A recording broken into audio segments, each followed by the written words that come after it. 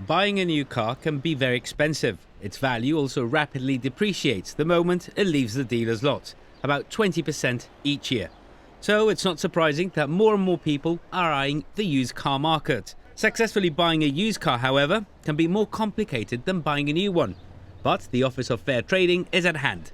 It's just published guidance for consumers to make them aware of their consumer rights. Used cars have consistently given rise to some complaints, and because they're one of the most expensive items that a consumer can buy, we thought it was important to raise awareness so that the public understands their rights when buying an item, because they could be out of pocket significantly.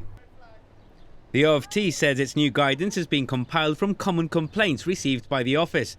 These mainly relate to buyers finding faults with their purchase. The OFT says before you buy a second-hand car, it's important you do your research. Do a bit of research on the manufacturer and the model to see if they have any faults or develop any faults later on.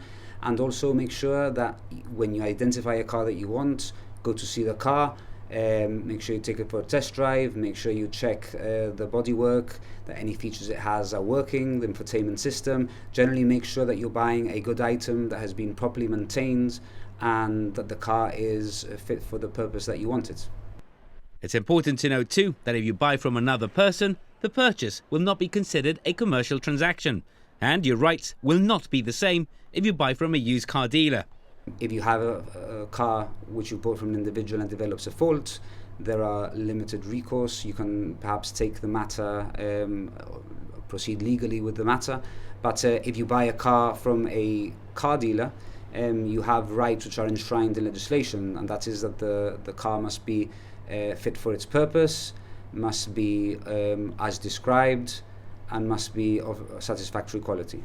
The OFT is keen to help if you encounter problems, but they insist that in order for your rights to be upheld, purchasers must avoid some common mistakes. Not understanding what the warranties are and what any restriction on a warranty of a car is. For instance, if you buy a fairly new car, you may have a warranty which is from the manufacturer which is still valid.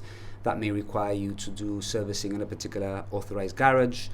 Another common mistake is that if a car develops a fault, they may try to get it resolved by another independent garage or get it repaired separately, not taking the complaint back to the person that sold it to them. That may invalidate any redress that you may be able to get from the garage or the dealer that sold it to you.